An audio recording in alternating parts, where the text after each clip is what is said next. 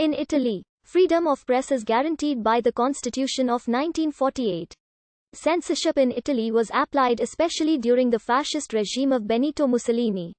Censorship in Italy was not created with fascism, nor did it end with it, but it had heavy influence in the life of Italians under the regime. The main goals were, concisely, censorship for ideological and defeatist contents, and any other work or content that would not enforce nationalist fascism. This branch of the activity was mainly ruled by the Ministero della Cultura Popolare, commonly abbreviated as MIN. Cul. Pop. This administration had competence on all the contents that could appear in newspapers, radio, literature, theatre, cinema, and generally any other form of communication or art.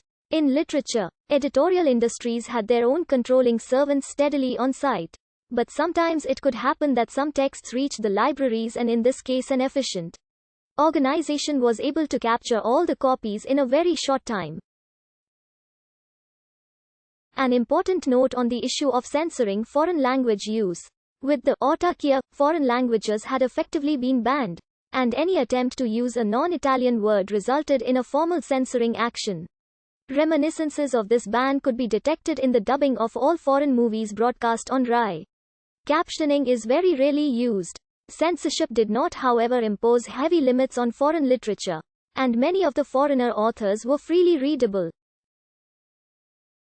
Those authors could freely frequent Italy and even write about it, with no reported troubles. In 1930 it was forbidden to distribute books that contained Marxist, socialist or anarchist-like ideologies. But these books could be collected in public libraries in special sections not open to the general public. The same happened for the books that were sequestrated. All these texts could be read under authorization for scientific or cultural purposes. But it is said that this permission was quite easy to obtain. In 1938 there were public bonfires of forbidden books, enforced by fascists' militias. Any work containing themes about Jewish culture, Freemasonry, communist, socialist ideas, were removed also by libraries. To avoid police inspections, many librarians preferred to hide or privately sell the texts, which in many cases were found at the end of the war. It has been said that Italian press censored itself before the Censorship Commission could do it. Effectively, the actions against press were formally very few, but it has been noted that due to press hierarchical organization, the regime felt to be quite safe, controlling it by the direct naming of directors and editors through the Ordine di Giornalisti. Most of the intellectuals that after the war would have freely expressed their anti-fascism were, however, journalists during fascism, and quite comfortably could find a way to work in a system in which news directly came from the government and only had to be adapted to the forms and the styles of each respective target audience. Newer revisionists talk about a servility of journalists, but are surprisingly followed in this concept by many other authors and by some leftist ones too. Since the same suspect was always attributed to Italian press, before, during and after the Ventennio, and still in recent times the category has not completely demonstrated yet its independence from strong powers. A well-known Italian journalist writer, Ennio Flerano, certainly an anti-fascist, used to say that journalists do not need to care of that irrelevant majority of Italians. Independent press used clandestine print and distribution, and were mainly connected with the activities of local political groups. The control on legitimate papers was practically operated by faithful civil servants at the printing machines, and this allows reporting a common joke affirming that any text that could reach readers had been written by the Duce and approved by the foreman.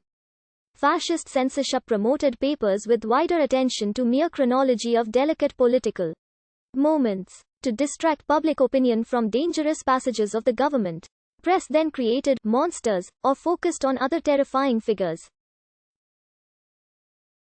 When needed, an image of a safe ordered state was instead to be stressed. Then police were able to capture all the criminals and, as a famous topic says, trains were always in perfect time. All these maneuvers were commonly directed by Minkul Pop directly after fascism. Democratic Republic did not change the essence of the fascist law on press. which is now organized as it was before. Like the law on access to the profession of journalist remained unaltered. About satire and related press, fascism was not more severe. And in fact a famous magazine, Marco Aurelio, was able to live with little trouble. In 1924-1925, during the most violent times of fascism with reference to the death of Giacomo Matteotti killed by fascists, Marco Aurelio publisher